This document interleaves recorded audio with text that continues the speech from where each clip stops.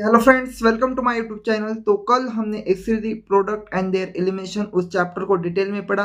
फिर उसके बाद उसके एमसीक्यू सॉल्व किए। लास्ट 10 ईयर्स से जितने भी पीवाईक्यूज उस चैप्टर से आए थे उन सभी पीवाईक्यूज को अपने सॉल्व किया है। अब इस वीडियो में हम केमिकल कोऑर्डिनेशन एंड इंटीग्रेशन इस चैप्टर को डिटेल में पढ़ेंगे। बहुत ही अच्छी तरह से हर एक वर्ड का मीनिंग यहाँ समझेंगे।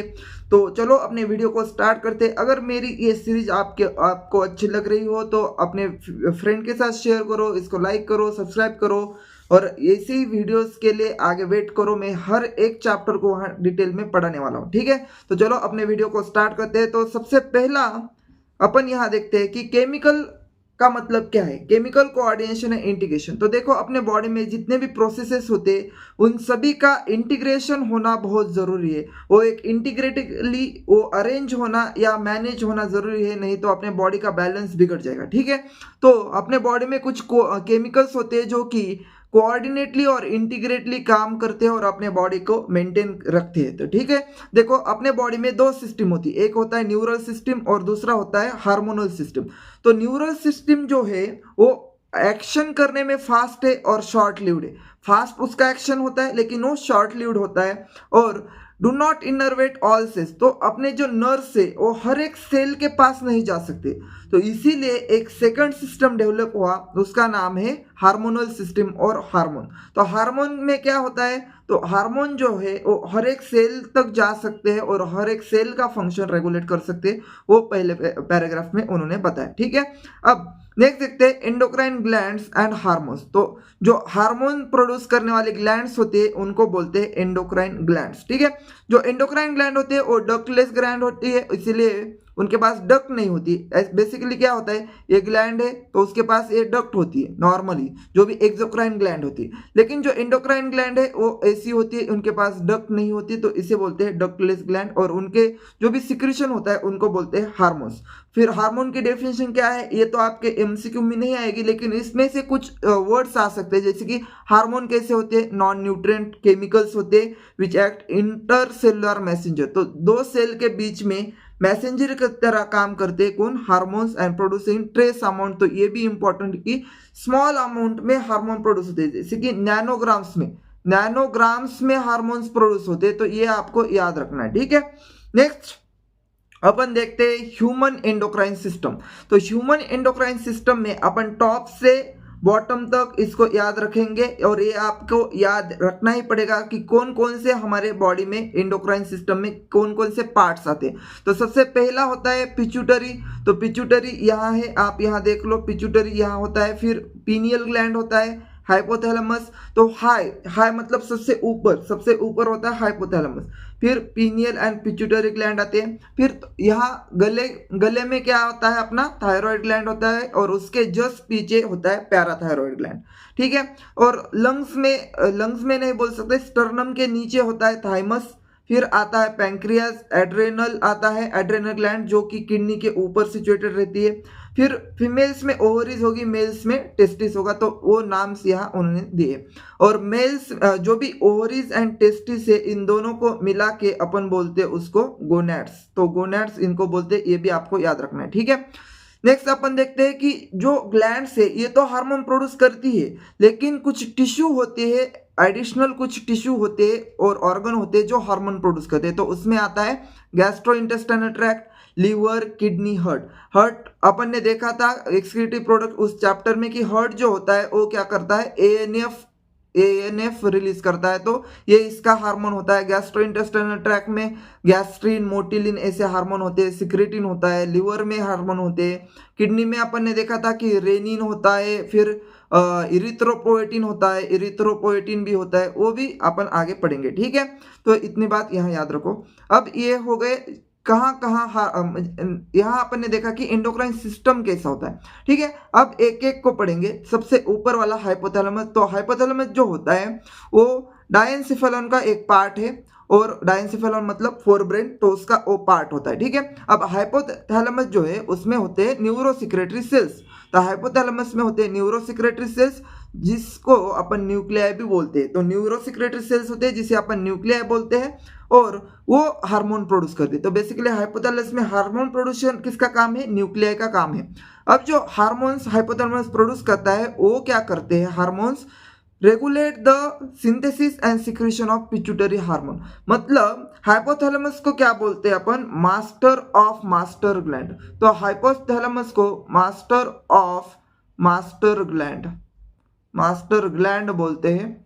ये एमसीक्यू में नहीं आएगा लेकिन इसका एक नाम है। तो मास्टर कौन है? मास्टर होता है पिट्यूटरी ग्लैंड और उसके ऊपर कंट्रोल होता है हाइपोथैलेमस का। ऐसे होता है, सबसे ऊपर होता है हाइपोथैलेमस, हाइपोथैलेमस का कंट्रोल होता है पिट्यूटरी पे और पिट्यूटरी का बाकी सभी ग्लैंड्स पे कंट्रोल होता है। ठीक है, इतना बात समझ में आ गया। अब आगे देखते हैं आगे क्या लिखा है। Hormone produce by the hypothalamus are two types. तो जो हाइपोथैलेमस हार्मोन प्रोड्यूस करता है वो दो टाइप के होते हैं। एक होता है रिलीजिंग हार्मोन, दूसरा होता है इनहिबिटिंग हार्मोन। रिलीजिंग का मतलब क्या है? वो ऐसे टाइप के हार्मोन बनाता है जो स्टिमुलेट करते हैं secretion of a pituitary hormone. तो रिलीजिंग मतलब वो हाइपोथैलेमस ऐसे हार्मोन बनाएगा जो पिट्यूटरी के सिक्रेशन को स्टिमुलेट करेगा। फिर दूसरे टाइप के होते हैं इनहिबिटिंग हार्मोन जो कि पिट्यूटरी के सिक्रेशन को इनहिबिट करेंगे। ठीक है, इनहिबिटिंग हार्मोन। ठीक है, इतना समझ में आया। जैसे कि उन्होंने एग्जांपल दिया है गोनाडोट्रोफिन रिलीजिंग हार्मोन। तो रिलीजिंग हार्मोन क्या करेंगे? पिट्यूटरी से क्या करेंगे? Synthesis and release of gonadotrophin. तो गोनाडोट्रोफिन का वो रिलीज कराएंगे। फिर एक है सोमैटोस्टैटिन। स्टैटिन का मतलब क्या होता है? स्टॉप। तो ये हार्मोन क्या करेगा? स्टॉप करेगा। किसका रिलीज स्टॉप करेगा? Inhibit the release of growth hormone को इनिबिट, वो क्या करेगा? उसको इनिबिट करेगा, उसका रिलीज स्टॉप करेगा। फिर एक और बात आपको पता होनी चाहिए, जो भी हाइपोथैलेमस हार्मोन प्रोड्यूस करता है उसके हार्मोन पिट्यूटरी ग्लैंड के पास कैसे पहुंचते हैं? Portal circulation. तो उसके हार्मोन पिट्यूटरी ग्लैंड के पास पोर्टल सर्कुलेशन थ्रू पहुंचते, वो आगे अपन डायग्राम में देखेंगे। और वो एक बार हाइपोथैलेमस से पिट्यूटरी के पास आ गए फिर क्या करेंगे? पिट्यूटरी के एंटीरियर जो पार्ट है, एंटीरियर पिट्यूटरी जो है उसका फंक्शन वो रेगुलेट करेंगे। तो यहाँ देखो हाइपोथैलेमस है, उसमें ये न्यूक्लियाई होते हैं, हाइपोथैलेमिक न्यूरॉन्स उसे बोलते हैं। तो ये न्यूक्लियाई क्या करेंगे? ये हार्मोन प्रोड्यूस करेंगे और हार्मोन क्या करेंगे? पोर्टल सर्कुलेशन में जाएंगे और पोर्टल सर्कुलेशन थ्रू पिट्यूटरी के एंटीरियर पार्ट्स में आएंगे और एंटीरियर पार्ट का जो भी फंक्शन है उसे रेगुलेट करेंगे। इतना आपको समझ में आ चुका होगा। यह हो गया हाइपोथैलेमस के बारे में। इतना ही आपको याद रखना है कि हाइपोथैलेमस मास्टर है। हाइपोथैलेमस का कंट्रोल होता है पिट्यूटरी पे, पिट्यूटरी का कंट्रोल होता है बाकी ग्लैंड्स पे। हाइपोथैलेमस दो टाइप के हार्मोन प्रोड्यूस करता है, रिलीजिंग हार्मोन और इनहिबिटिंग हार्मोन। रिलीजिंग हार्मोन अगर उसने प्रोड्यूस किया तो पिट्यूटरी कुछ रिलीज करेगी। ठीक है, जैसे गोनाडोट्रोफिन रिलीजिंग हार्मोन, तो पिट्यूटरी गोनाडोट्रोफिन को रिलीज करेंगे। और इनहिबिटिंग में होता है सोमैटोस्टैटिन जो ग्रोथ हार्मोन को इनहिबिट करता है। अब नेक्स्ट देखते हैं, इंपॉर्टेंट ग्लैंड है पिट्यूटरी ग्लैंड। अब इसके ऊपर एमसीक्यू आता है। हाइपोथैलेमस भी इंपॉर्टेंट है, पिट्यूटरी उससे भी ज्यादा इंपॉर्टेंट है।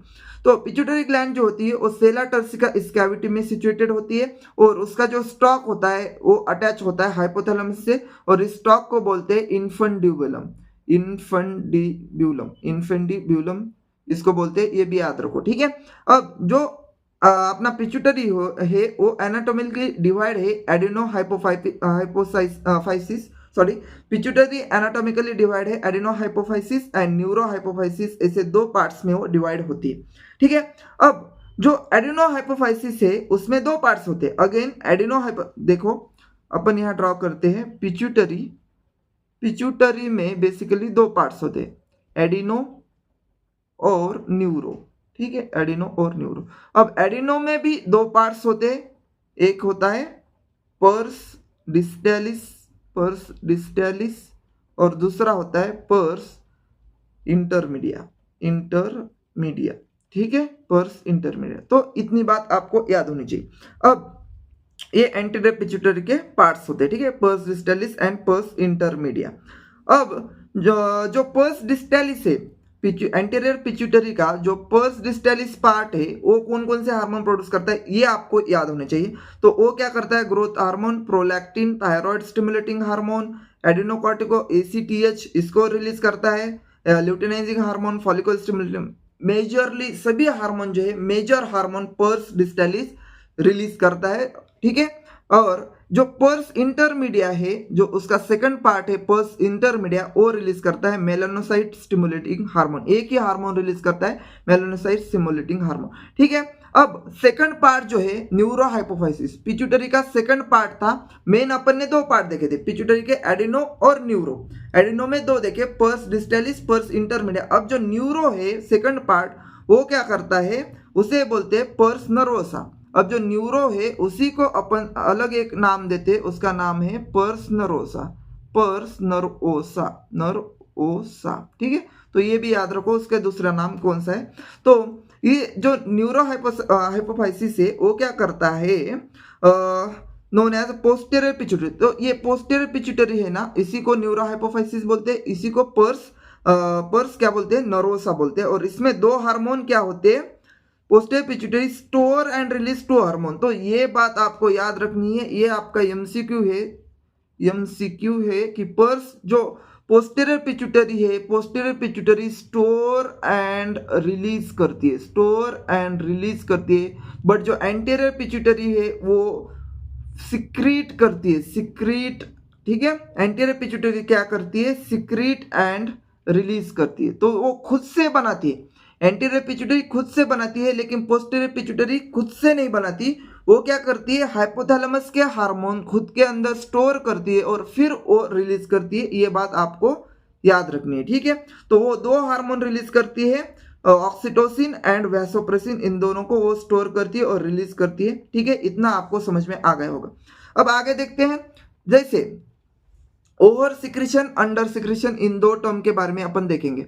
सिंपल है, ओवर मतलब क्या, ज्यादा, ओवर मतलब ज्यादा, और अंडर मतलब कम, अंडर मतलब कम, ये आपको पता ही होगा। ठीक है, अब इसके बारे में देखते हैं। जैसे कि over secretion of growth hormone, GH मतलब क्या है, ग्रोथ हार्मोन। अगर उसका ओवर सिक्रीशन होगा तो ग्रोथ हार्मोन का ओवर सिक्रीशन हो रहा है मतलब ज्यादा ग्रोथ होगी, तो क्या होगा, over secretion of growth hormone leads to gigantism. तो अगर किसी की ज्यादा ग्रोथ होती है तो उसे बोलते हैं गाइगेंटिज्म, बहुत बड़ा आदमी बन गया, जैसे हल्क बन गया हो, तो उसे बोलते हैं गाइगेंटिज्म।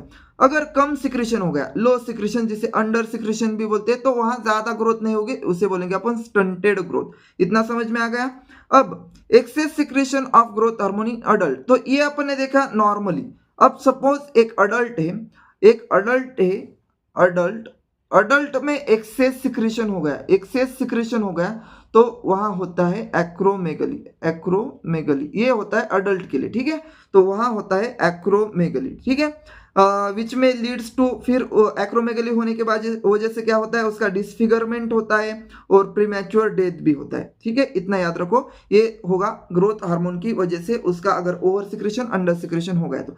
नेक्स्ट देखते हैं, यहाँ prolactin regulate the growth of memory gland and formation of milk. ठीक है, प्रोलैक्टिन के 2 काम है, growth of memory gland and formation of milk. ठीक है, टीएसएच मतलब थायराइड स्टिमुलेटिंग हार्मोन, ये हार्मोन क्या कर रहा है, थायराइड ग्लैंड को स्टिमुलेट कर रहा है।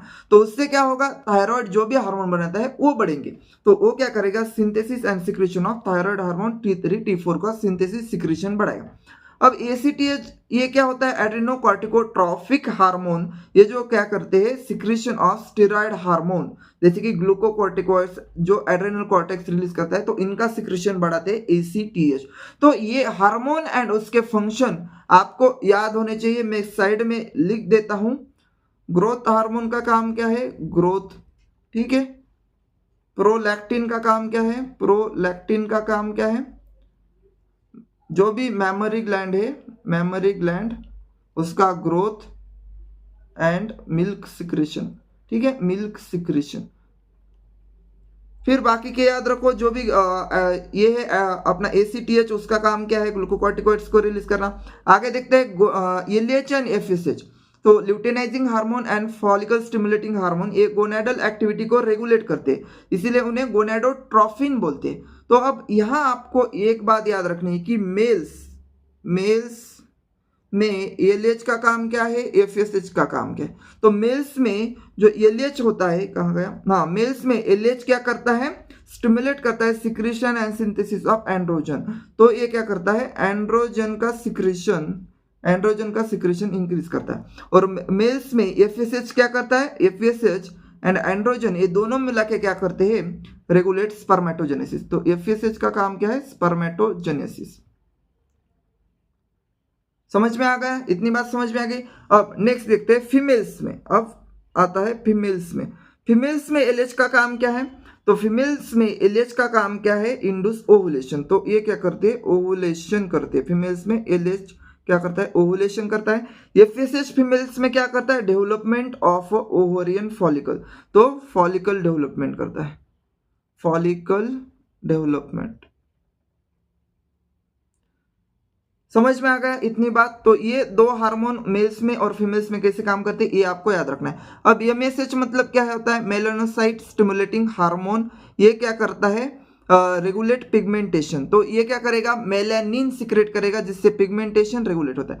नेक्स्ट बचा है अपना ऑक्सीटोसिन और एडीएच। तो ऑक्सीटोसिन का काम होता है contraction of the smooth muscle, और ये फीमेल में जब डिलीवरी होती है उस टाइम में क्या करता है? कॉन्ट्रैक्शन ऑफ यूट्रस करता है ड्यूरिंग डिलीवरी, ठीक है, और चाइल्ड बर्थ। और दूसरा एक काम है उसका मिल्क इजेक्शन। तो ये आपको याद रखना है कि ऑक्सीटोसिन का फीमेल में काम क्या है? Contraction of uterus and milk ejection. फिर है एंटी डायूरेटिक हार्मोन, उसका काम होता है वाटर एंड इलेक्ट्रोलाइट बैलेंस करना। एडीएच मतलब anti diuretic hormone.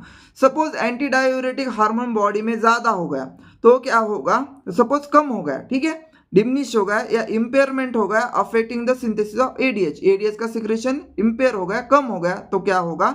Water loss ज्यादा होगा, डिहाइड्रेशन होगा और डायबिटीज इंसिपिडस होता है। बेसिकली एडीएच का काम होता है कि वाटर को रीअब्सॉर्ब करना।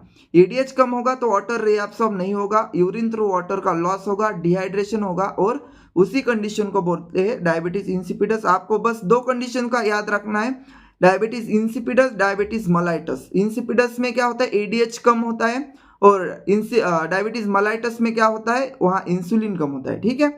द पीनियल ग्लैंड, नेक्स्ट देखते हैं पीनियल ग्लैंड कहाँ होती है? Dorsal side of the brain, और ये मेलाटोनिन रिलीज करती है, तो इसका काम है मेलाटोनिन सिक्रेशन। और इसका फंक्शन आप याद रखो, P for pigmentation, C for menstrual cycle regulation, फिर एम फॉर मेटाबॉलिज्म रेगुलेशन, फिर B for body temperature regulation, ठीक है, और डी में डिफेंस कैपेबिलिटी। तो इस ट्रिक से पीनियल ग्लैंड के फंक्शन आपको याद रखनी है, ठीक है। नेक्स्ट देखते हैं थायराइड ग्लैंड। तो यहाँ सिचुएशन देखो थायराइड ग्लैंड का, ट्रकिया के दोनों साइड में इसके लोब होते हैं और इन दोनों लोब में कनेक्शन होता है जिसे बोलते हैं इस्थमस। तो यहाँ देखो कनेक्टिव टिश्यू होता है और इसे इस्थमस बोलते हैं। दो लोब्स होते हैं either side of the trachea, ठीक है। अब जो ये लोब है वो किससे बने होते हैं? फॉलिकल्स एंड स्ट्रोमल टिश्यू से थायराइड ग्लैंड बनती है, और जो फॉलिकल्स है उसमें होते हैं फॉलिकुलर सेल्स, और उनके बीच में होती है कैविटी जिसमें वो T3 and T4 hormone release किए जाते हैं और सिंथेसाइज किए जाते हैं। तो दो हार्मोन होते हैं T3 और T4। तो T3 उसे बोलते हैं ट्राई आइडोथायरोनिन, और T4 थायरोक्सिन और टेट्रा आइडोथायरोनिन, ये दोनों नाम T4 के। अब जो आयोडीन है उसका मोस्ट इंपॉर्टेंट है, वो इंपॉर्टेंट है थायराइड हार्मोन सिंथेसिस के लिए। सपोज आयोडीन की डिफिशियंसी होगी तो थायराइड हार्मोन सिंथेसिस नहीं होगा और थायराइड ग्लैंड का क्या होगा? इनलार्जमेंट होगा, और उसी कंडीशन को अपन ग्वाइटर बोलते हैं। ये भी आपको याद रखना है, ठीक है।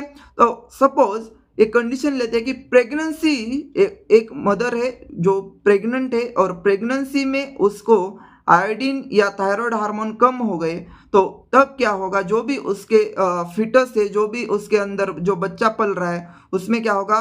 जो भी ग्रोइंग बेबी है उसका स्टंटेड ग्रोथ होगा जिसे अपन क्रिटिनिज्म बोलते हैं, उसका मेंटल रिटार्डेशन होगा, लो आईक्यू होगा, अबनॉर्मल स्किन होगी, डेफ म्यूटिज्म होगा। तो इस थायराइड हार्मोन का बहुत ही इंपॉर्टेंस है, ये अपने बॉडी में बहुत ज़्यादा फंक्शंस करता है। तो ये अगर नहीं होगा तो जो भी बच्चा है उसमें ये सब फीचर्स आएंगे, ठीक है। नेक्स्ट देखते हैं, अगर एक वुमन है उसमें हाइपोथायराइडिज्म हो गया तो उसमें क्या क्या होगा? एक वुमन में अगर हाइपोथायराइडिज्म हो गया तो उसमें मेंस्ट्रुअल साइकिल इरेगुलर हो जाएगी, ठीक है। अब नेक्स्ट कंडीशन देखते हैं कि कैंसर, एक तो हो गया हाइपोथायराइडिज्म। अभी अपन ने देखा हाइपोथायराइडिज्म से बच्चे में क्या फीचर्स आते हैं और वुमेन में क्या होता है? मेंस्ट्रुअल इरेगुलेशन होता है। अब सपोज थायराइड ग्लैंड का कैंसर हो गया, थायराइड ग्लैंड का कैंसर हो गया तो कैंसर में वो नोडुल बनाएंगे। कैंसर क्या होता है? Abnormal growth of cell. Abnormal growth होगी तो नोडुल बनेंगे, और नोडुल बनेंगे तो रेट ऑफ सिंथेसिस जो है थायराइड सेल्स वहां बढ़ेंगे, और rate of synthesis and secretion of thyroid hormone वो बढ़ेगा, और उसकी वजह से थायराइड हार्मोन का लेवल बढ़ेगा, और उसी को बोलते हैं हाइपरथायराइडिज्म।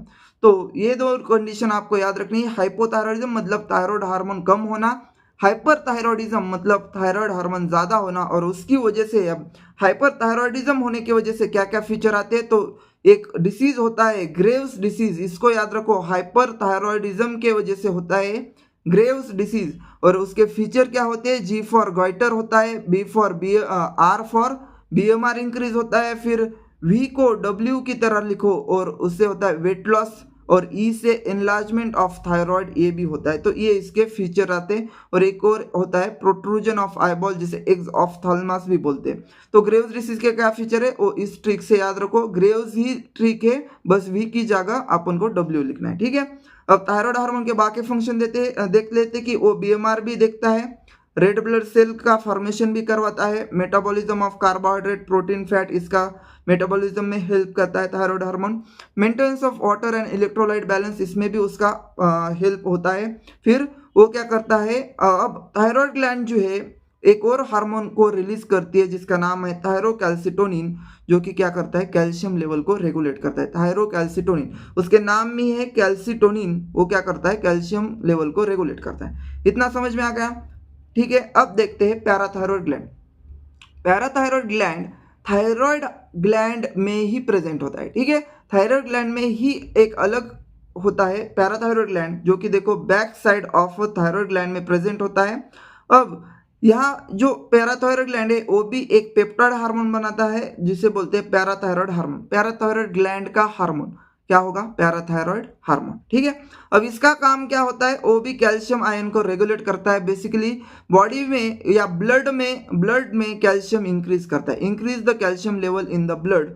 अब वो कैसे इंक्रीज करता है, तो ये 3 जगह से कैल्शियम बॉडी में इंक्रीज करता है। जो पीटीएच है parathyroid hormone increases calcium, calcium कैसे इंक्रीज करता है, फर्स्ट वो इंक्रीज करता है बाय बोन रिसॉर्प्शन। तो बोन का डीमिनरलाइजेशन करेगा और कैल्शियम इंक्रीज करेगा। सेकंड वो जीआईटी से कैल्शियम एब्जॉर्प्शन इंक्रीज करता है, और थर्ड रिनल ट्यूब्यूल से भी कैल्शियम एब्जॉर्प्शन करता है और कैल्शियम को बॉडी में बढ़ाता है, ठीक है। ये समझ में आ गया। तो bone resorption of calcium from renal tubules and और एब्जॉर्प्शन फ्रॉम डाइजेस्टिव फूड और जीआईटी, ठीक है। तो पीटीएच बेसिकली कैल्शियम को बॉडी में इंक्रीज कर रहा है, कैल्शियम लेवल बढ़ा रहा है, इसीलिए उसे कैल्शियम बढ़ा रहा है मतलब हाइपर कर रहा है, इसीलिए उसे हाइपर कैल्शियमिक हार्मोन भी बोलते हैं, ठीक है। और जो टीसीटी होता है थायरोकैल्सिटोनिन, वो कैल्शियम को बैलेंस करता है। बेसिकली कैल्शियम लेवल, बढ़ा हुआ कैल्शियम लेवल को वो नॉर्मल लेवल पे लेके आता है। समझ में आ गया। अब नेक्स्ट ग्लैंड है अपनी थाइमस ग्लैंड, जो कि लंग्स के बिहाइंड होती है, और बिहाइंड द स्टर्नम होती है। जो भी स्टर्नम है उसके बिहाइंड में क्या होता है, अपना थाइमस ग्लैंड होती है, और उसका काम है इम्यून सिस्टम स्टिमुलेट करना और इम्यून रेगुलेशन उसका काम होता है। अब जो ये थाइमस ग्लैंड होती है उसका भी एक हार्मोन होता है, वो भी पेप्टाइड हार्मोन होता है, वो होता है थाइमोसिन, और उसका काम क्या होता है, डिफरेंशिएशन ऑफ टी लिम्फोसाइट। तो टी लिम्फोसाइट बनाना उसका काम होता है, और इसमें उसी से टी लिम्फोसाइट से क्या मिलता है अपन को, सेल मीडिएटेड इम्यूनिटी। और उसका दूसरा एक काम होता है प्रोडक्शन ऑफ एंटीबॉडीज, उससे मिलता है ह्यूमरल इम्यूनिटी। तो याद रखो टी सेल से सेल है, यहाँ सेल है तो वो क्या करेंगे, सेल मीडिएटेड इम्यूनिटी देंगे, सेल मीडिएटेड इम्यूनिटी, ठीक है, सेल मीडिएटेड इम्यूनिटी।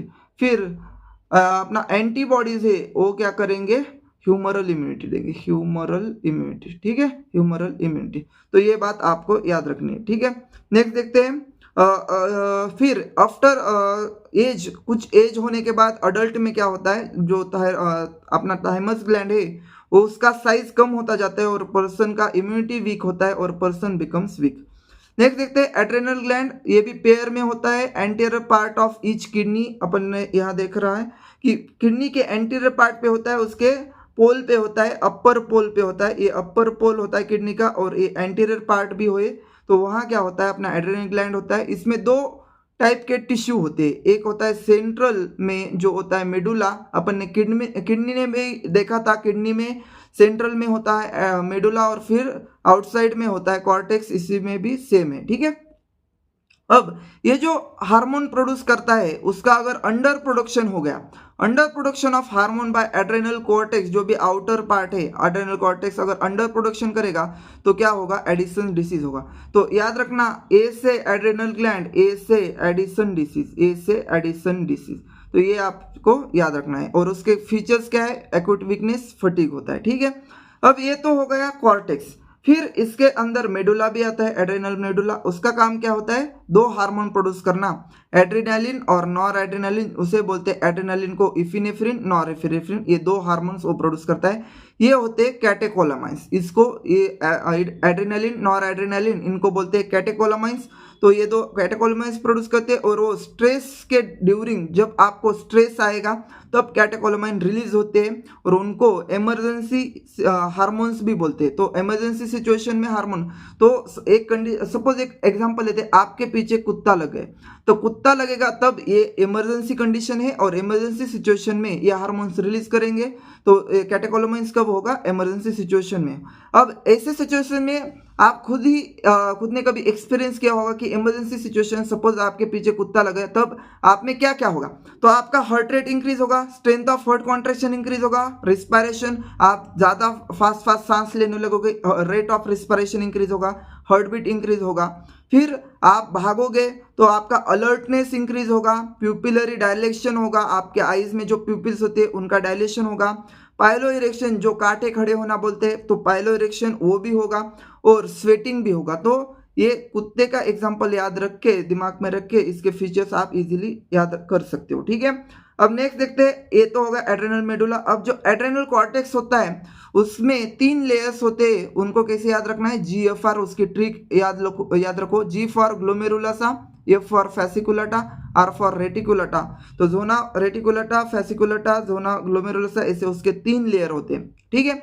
अब उसमें अलग अलग हार्मोन प्रोड्यूस करते हैं, जैसे कि एक होता है adrenal cortex secrete many hormone, तो कॉमनली उसे कॉर्टिकॉइड्स बोलते हैं। जो भी एड्रेनल कॉर्टेक्स है वो मेनी हार्मोन सिक्रेट करता है, उन हार्मोन को कंबाइनली कॉर्टिकॉइड बोलते हैं। जैसे कि जोना ये जो है ग्लूकोकॉर्टिकॉइड्स, तो ग्लूकोकॉर्टिकॉइड्स क्या करेंगे, कार्बोहाइड्रेट मेटाबॉलिज्म करेंगे, ठीक है।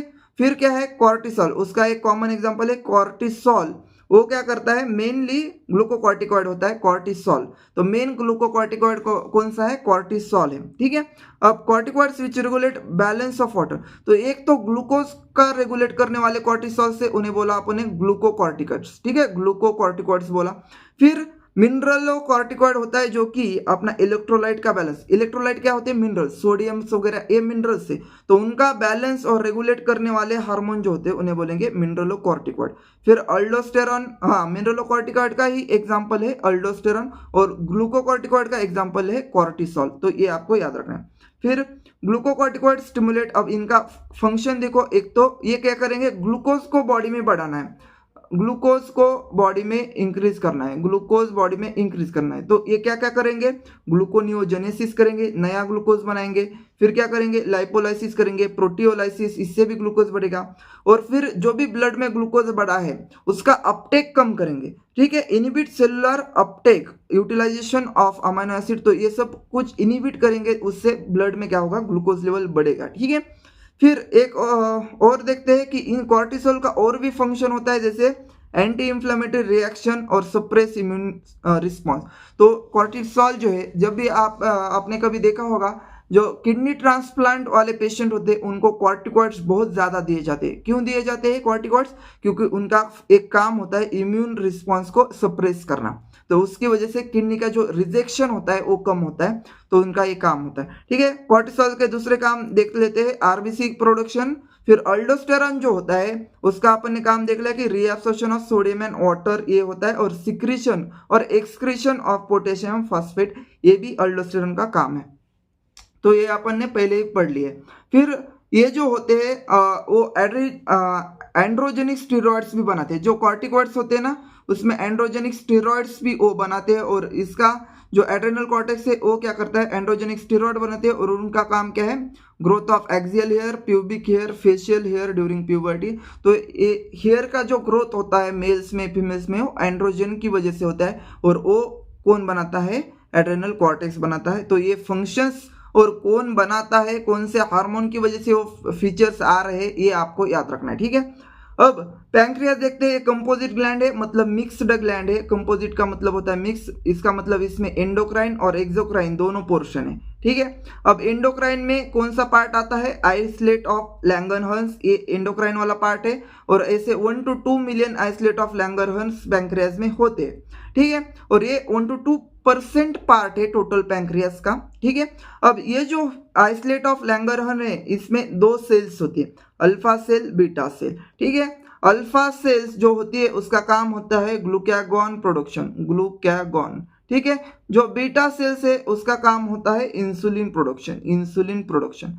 अब सिंपल नाम से आपको पता चल रहा होगा, ग्लूकागॉन मतलब ग्लूकोज आ रहा है, ग्लूकोज आ रहा है तो इसका काम क्या है, ग्लूकोज को बढ़ाना। तो जो पेप्टाइड हार्मोन है ग्लूकागॉन, ये क्या करता है, अपने बॉडी में ग्लूकोज को बढ़ाता है और वो उसी को बोलते हैं अपन हाइपरग्लाइसेमिक कंडीशन क्रिएट करता है, इसीलिए उसे बोलते हैं हाइपरग्लाइसेमिक हार्मोन। अब ये ग्लूकोज को कैसे बढ़ाता है, glucagon acts mainly on liver cells and वहाँ क्या करता है, स्टिमुलेट ग्लूकोजोनोलाइसिस, तो सॉरी ग्लाइकोजोनोलाइसिस। तो जो भी बॉडी में ग्लाइकोजन है उसका ब्रेक डाउन करवाता है और क्या रिलीज करता है, ग्लूकोज रिलीज करवाता है और वो ग्लूकोज को बॉडी में इंक्रीज करता है, ठीक है। इतना समझ में आ गया, इसीलिए उसे हाइपरग्लाइसेमिक बोलते हैं।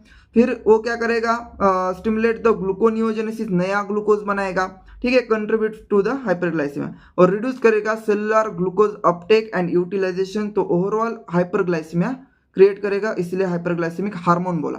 अब नेक्स्ट देखते हैं इंसुलिन, ये भी एक पेप्टाइड हार्मोन है, बीटा सेल्स प्रोड्यूस करती है। इसका फंक्शन जस्ट इसके अपोजिट होता है, अपोजिट होता है, मतलब क्या, ये ग्लूकोज को कम करेगी। तो ये ग्लूकोज को कम कैसे करेगा, तो अपटेक बढ़ाएगा, हिपोटोसाइट और एडिपोसाइट जो भी है उसमें सेलुलर अपटेक बढ़ाएगा, अपटेक एंड यूटिलाइजेशन बढ़ाएगा। फिर क्या करेगा, डिक्रीज करेगा ब्लड ग्लूकोज और उसे बोलते हैं अपन हाइपोग्लाइसीमिया, और ये ग्लाइकोजेनेसिस करेगा।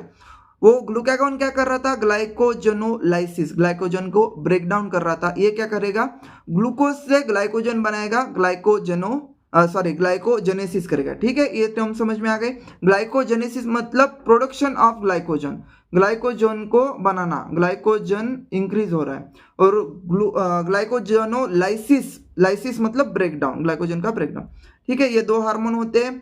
अब एक टर्म होती है डायबिटीज मेलाइटस, इसमें क्या होता है, ब्लड ग्लूकोज लेवल बहुत ही ज़्यादा बड़ा होता है, ब्लड ग्लूकोज लेवल बढ़ जाता है, मतलब यहाँ इंसुलिन का डिफिशियंसी होता है, हाइपरग्लाइसेमिया होता है, ग्लूकागॉन ज़्यादा बढ़ता है और जो भी यूरिन है उसमें कीटोन बॉडीज और ग्लूकोज आता है, ठीक है। तो ये अपन ने एक्सक्रीशन चैप्टर में पढ़ा है। अब नेक्स्ट है टेस्टिस, तो टेस्टिस ये पेयर में होते हैं, स्क्रोटल सैक में होते हैं, मेल में ही टेस्टिस प्रेजेंट होती है, फीमेल में नहीं होती, ठीक है। नेक्स्ट है टेस्टिस का दो फंक्शन होता है, डुअल फंक्शन, एक तो प्राइमरी सेक्स ऑर्गन है, मेल में प्राइमरी सेक्स ऑर्गन होता है टेस्टिस, फीमेल में होता है अपना ओवरीज। तो प्राइमरी सेक्स ऑर्गन है प्लस एंडोक्राइन ग्लैंड की तरह काम करता है, कौन से हार्मोन बनाता है, तो टेस्टिस एंड्रोजन बनाता है, मेनली टेस्टोस्टेरोन, ये टेस्टिस बनाता है, ठीक है। नेक्स्ट, अब इनका फंक्शन क्या होता है, जो भी एंड्रोजन है मतलब जो भी टेस्टोस्टेरोन है उसका काम होता है development, maturation, function, maturation and function of male accessory sex organs, जैसे अपना मेल में epididymis, vas deferens, seminal vesicles, prostate gland, ये जो है उसका डेवलपमेंट, ग्रोथ, मैच्योरेशन, ये काम करवाना किसका काम होता है, अपना एंड्रोजन का होता है। फिर और काम क्या होता है, जैसे मेल मस्कुलर होते हैं, मेल मस्कुलर होते हैं तो वो काम किसका होता है, एंड्रोजन का होता है। तो मेल को muscular banana, growth of facial axillary hairs का ग्रोथ करना, एग्रेसिवनेस मेल में लाना, लो पिच ऑफ वॉइस, ये सब कुछ काम एंड्रोजन यानी टेस्टोस्टेरोन का होता है। फीमेल में ये टेस्टोस्टेरोन बहुत ही कम होता है, इसीलिए ये फीचर्स फीमेल में नहीं दिखते। आपने कभी फीमेल को मस्कुलर देखा है क्या, नहीं। फेशियल हेयर्स नहीं है, बहुत ही कम होते हैं। एक्सिलरी हेयर्स नॉर्मल होते हैं। एग्रेसिवनेस मेल में ज़्यादा होता है, ये सब कुछ टेस्टिस के अपना टेस्टोस्टेरोन की वजह से होता है। लो पिच आपने देखा होगा, जब भी झगड़ा हो रहा है तब मेल का वॉइस लो होता है, फीमेल बहुत ही ज़्यादा चिल्लाती है। तो यहाँ से याद रखो, फीमेल का जो वॉइस होता है वो हाई पिच होता है और मेल का वॉइस लो पिच होता है, यहाँ से याद रखो। फिर एक और फंक्शन होता है स्पर्मेटोजेनेसिस, और फॉर्मेशन ऑफ स्पर्मेटोजोआ, ये भी एंड्रोजन का काम होता है। और ये क्या करता है, act on a central neural system और मेल सेक्स बिहेवियर यानी लिबिडो को क्या करता है, ये इन्फ्लुएंस करता है, मतलब urge to have a sexual activity और अर्ज टू और attraction toward the opposite sex, ये काम होता है लिबिडो का, और ये भी टेस्टोस्टेरोन की वजह से ही होता है। ठीक है, फिर इसका एनाबॉलिक इफेक्ट भी होता है, इसी हार्मोन की वजह से क्या होता है, प्रोटीन एंड कार्बोहाइड्रेट का मेटाबॉलिज्म होके उसका एनाबॉलिक इफेक्ट लाता है। एनाबॉलिक मतलब उसका यूज करके मसल मास बिल्ड करना, तो ये मेल में सब कुछ होता है। अब नेक्स्ट देखते हैं ओवरीज। तो ओवरीज में female have pair of ovaries, abdomen में होती है ओवरीज, प्राइमरी सेक्स ऑर्गन मैंने बताया है, एक ओवन एक मंथ में एक ओवम वो रिलीज करते हैं ईच मेंस्ट्रुअल साइकिल में। फिर उसमें दो ग्रुप के स्टेरॉइड्स होते हैं, एक होता है ईस्ट्रोजन, दूसरा होता है प्रोजेस्टेरोन। तो फीमेल में दो हार्मोन होते हैं, मेल में एक ही होता है टेस्टोस्टेरोन, फीमेल में दो होते हैं ईस्ट्रोजन प्लस प्रोजेस्टेरोन। अब जो ईस्ट्रोजन होता है वो ईस्ट्रोजन का काम क्या है, सॉरी यहाँ क्या दिया, estrogen is synthesize by, estrogen कौन सिंथेसाइज करता है, तो ग्रोइंग ओवेरियन फॉलिकल। आप रिप्रोडक्शन चैप्टर में पढ़ोगे वहाँ की ग्रोइंग ओवेरियन फॉलिकल जो होता है उसमें एक कैविटी बनती है जिसे एंट्रम बोलते हैं, और उस एंट्रम कैविटी में फिर ईस्ट्रोजन प्रोड्यूस होता है। और आफ्टर ओवुलेशन रप्चर फॉलिकल जो कन्वर्ट होता है कार्पस लुटियम में, वो क्या करता है, प्रोजेस्टेरॉन बनाता है। ठीक है, प्रोजेस्टेरॉन का बनाना किसका काम होता है, कार्पस ल्यूटियम का। फिर एस्ट्रोजन का और फंक्शन क्या है, stimulate the growth activities of female secondary sex organs. तो ये जैसे मेल में टेस्टोस्टेरोन करता है वैसे फीमेल में एस्ट्रोजन करता है। ठीक है, development and of growing ovarian follicle, female secondary sex character जैसे high pitch voice, memory gland development, ये सब एस्ट्रोजन के काम होते हैं, और regulate female sexual behaviour. Progesterone जो होता है वो क्या करता है, प्रेगनेंसी को सपोर्ट करता है और मेमोरी ग्लैंड की ग्रोथ करवाता है, और stimulate the formation of alveoli.